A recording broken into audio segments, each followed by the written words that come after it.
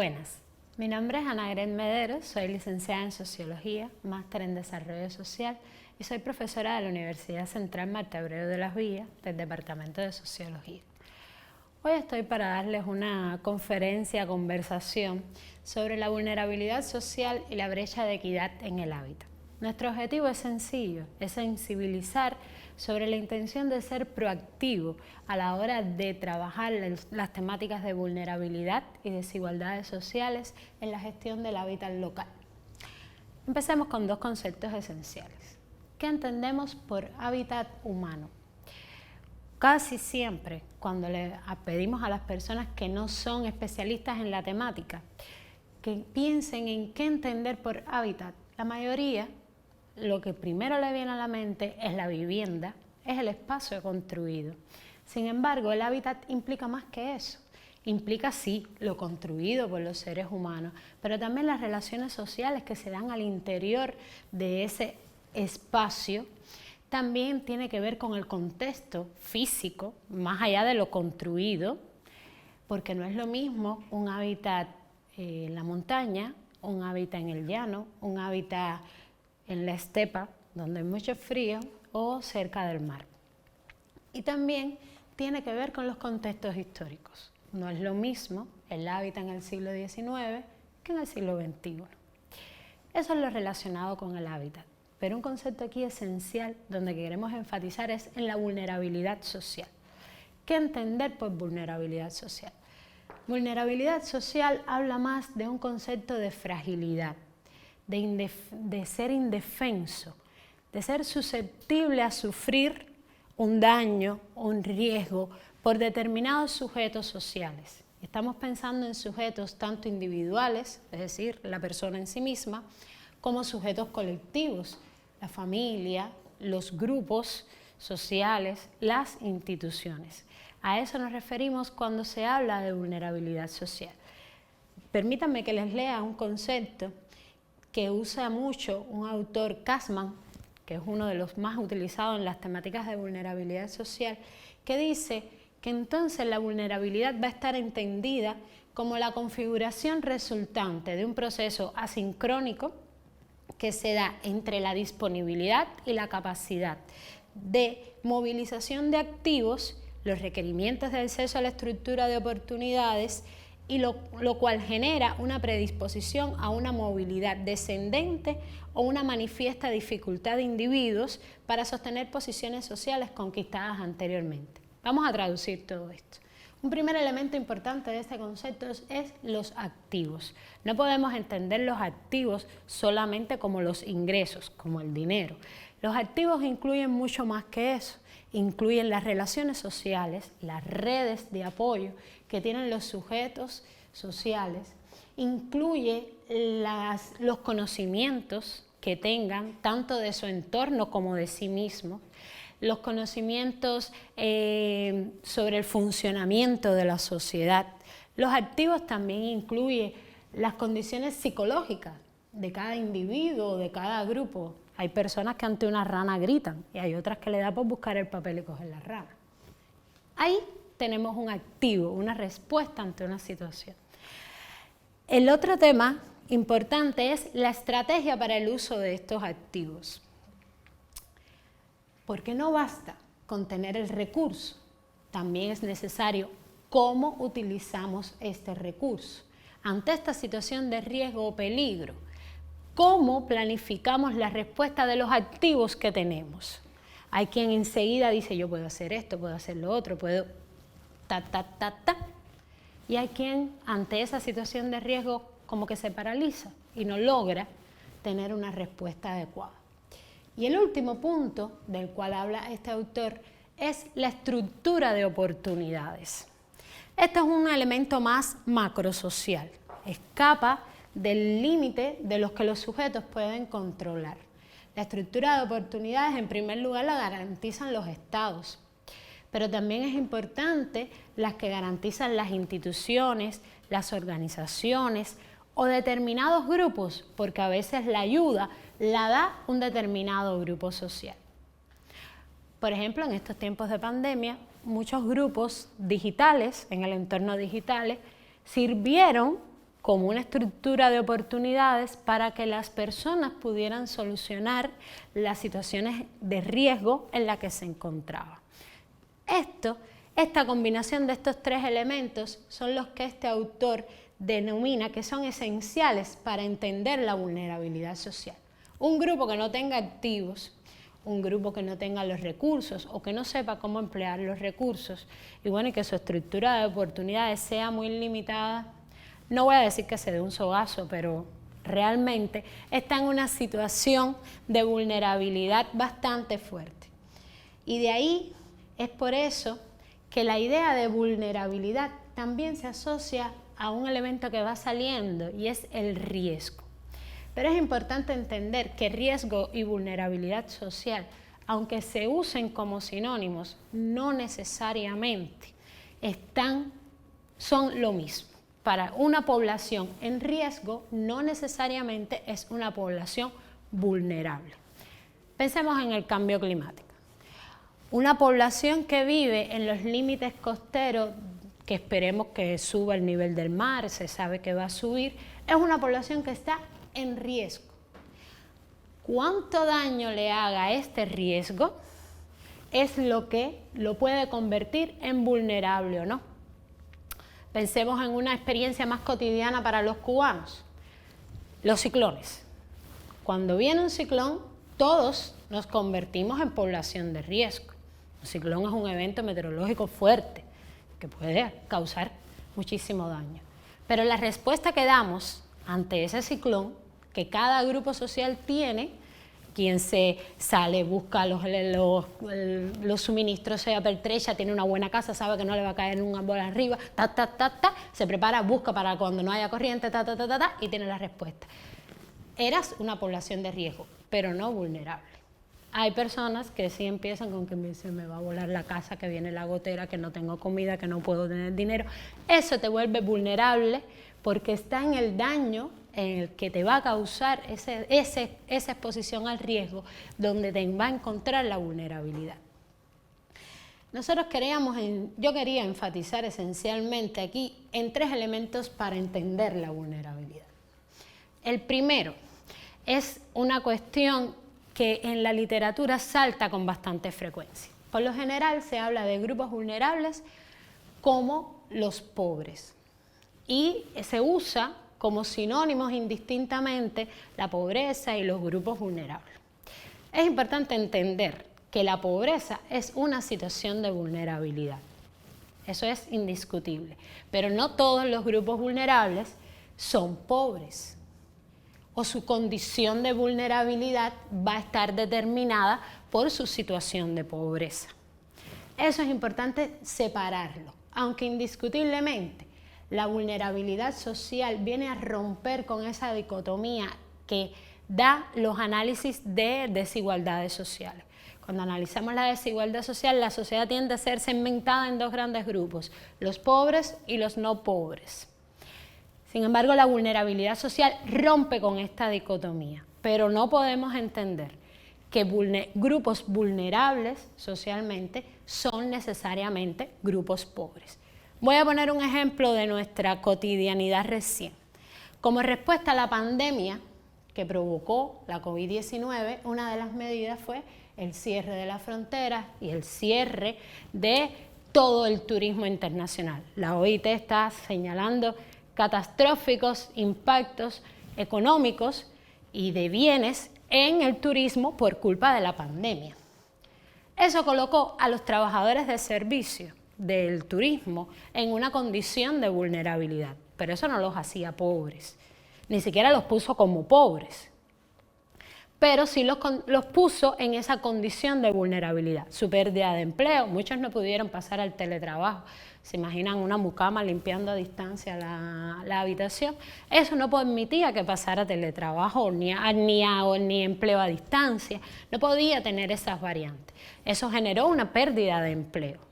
Eso no necesariamente significa que ese grupo de los trabajadores del turismo sean pobres, pero sí estaban en una condición de vulnerabilidad.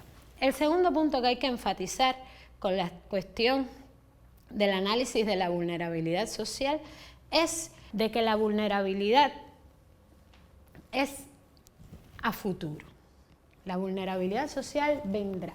Casi siempre cuando uno lee los documentos que refieren a los grupos vulnerables, parece que es una situación que sucederá en el tiempo, cuando se exponga al riesgo. Sin embargo, hay grupos que constantemente están viviendo esa vulnerabilidad.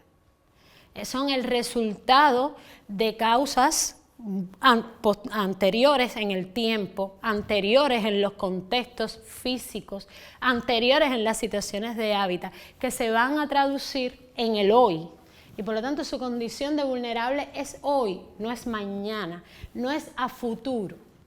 Y es necesario tener esto presente porque estos grupos hay que visibilizarlos, hay que transformar esa condición de vulnerabilidad, hay que incidir para tratar de eliminarla o de revertirla. Y esto es una de las temáticas más importantes porque a partir de ahí se traduce en el cómo atiendo la vulnerabilidad social. Muchos de los investigadores cubanos, por ejemplo, la vulnerabilidad social apareció como tema emergente en América Latina en la década de los 90. ¿Por qué?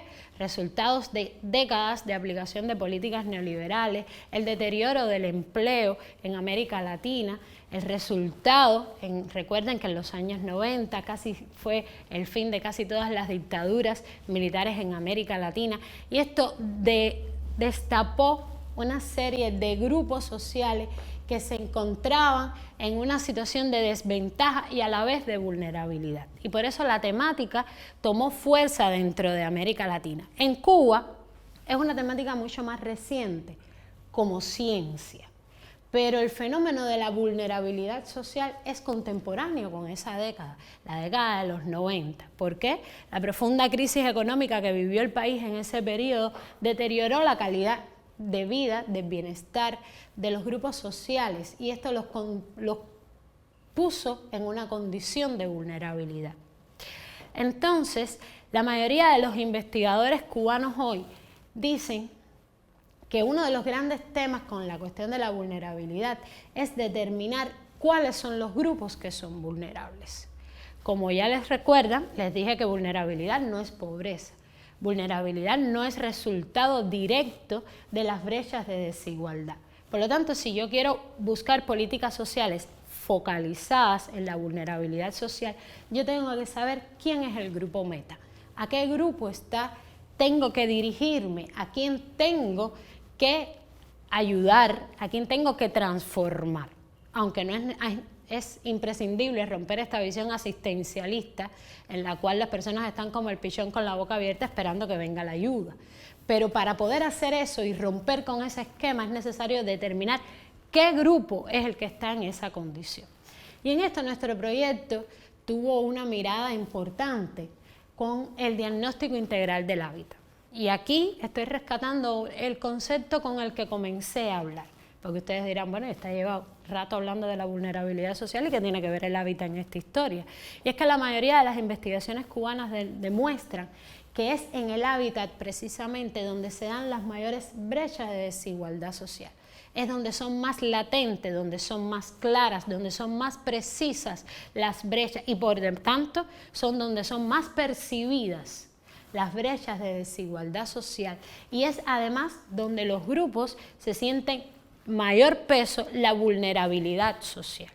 Cuando se dialoga con los sujetos sociales es en las temáticas relacionadas con el hábitat donde la vulnerabilidad social aflora con mayor fuerza.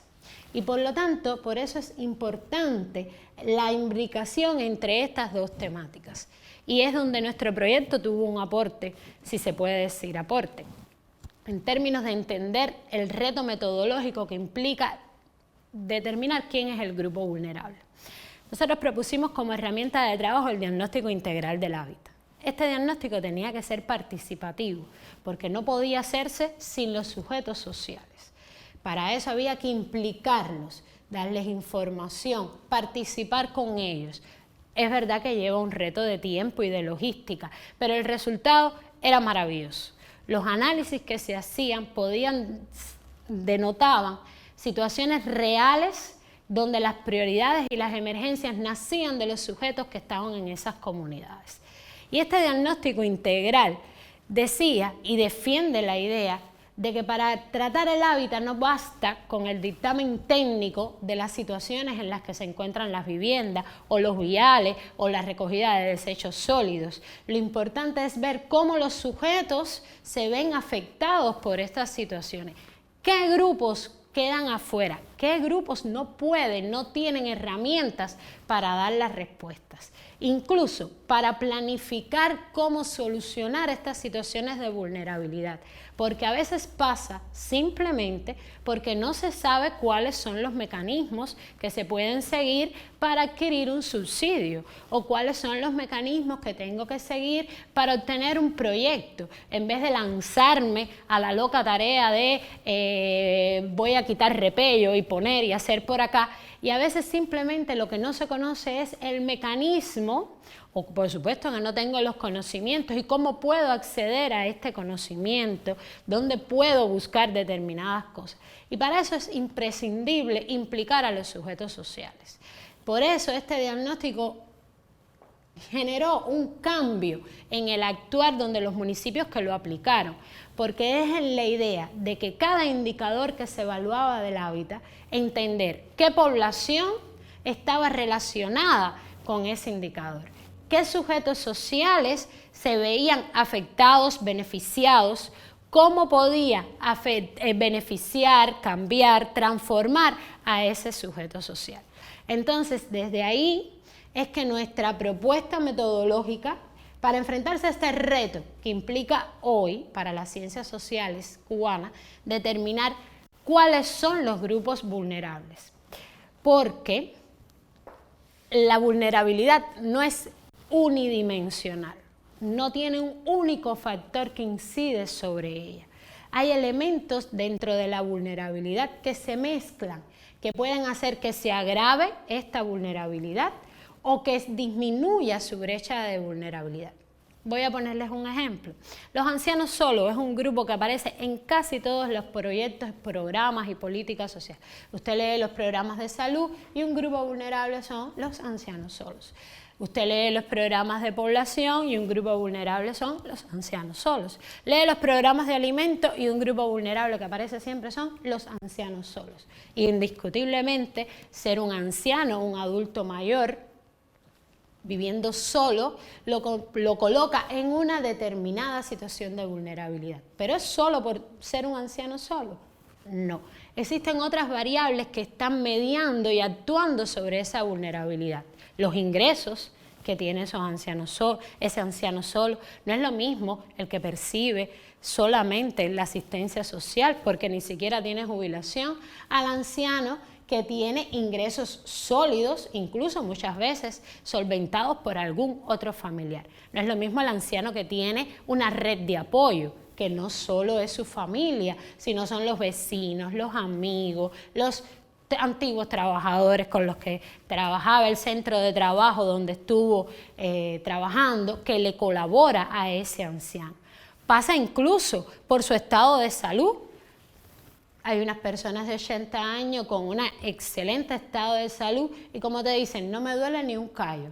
Y hay personas de 60 años que están en una silla de ruedas, encamados y que necesitan otro tipo de ayuda. Entonces, todas estas variables actúan sobre esa condición de vulnerabilidad que indiscutiblemente es ser un anciano solo en un país envejecido con situaciones de precariedad en determinadas condiciones del hábitat. Pensemos en otro ejemplo, otro grupo que nos salía mucho en los diagnósticos integrales que hacíamos, la madre soltera. Ser madre soltera no es una condición de vulnerabilidad en sí misma, pero si pienso en los ingresos que tenía esa madre soltera, cuántos miembros de esa familia era la que ella mantenía o que a veces no tiene ninguna fuente de ingresos porque tiene que quedarse en casa cuidando 3 niños pequeños, una anciana demente, uno con Parkinson, porque entonces no puede, no tiene un ingreso fijo, o las redes de apoyo que tenga esta madre soltera. Eso la ponía en una condición de vulnerabilidad ante el hábitat, porque no podía enfrentar los arreglos de su vivienda. Y bueno, también podemos ser honestos. No es lo mismo una madre arquitecta que sabe arreglar su vivienda a una madre totalmente inepta como yo a la hora de cambiar un tomacorriente. Entonces, esa situación era la que la ponía, aumentaba y agravaba su condición de vulnerabilidad. Entonces, todo esto se trabajaba en los diagnósticos integrales que se hacían. Se trabajaba con el sujeto social para determinar sus necesidades, para ver cómo se podía promover una autogestión de esa situación de problemas que tenían con el hábitat, de cómo perfeccionar el hábitat donde estaban viviendo. Creo que hasta aquí puede ir esta conversación. Un saludo y...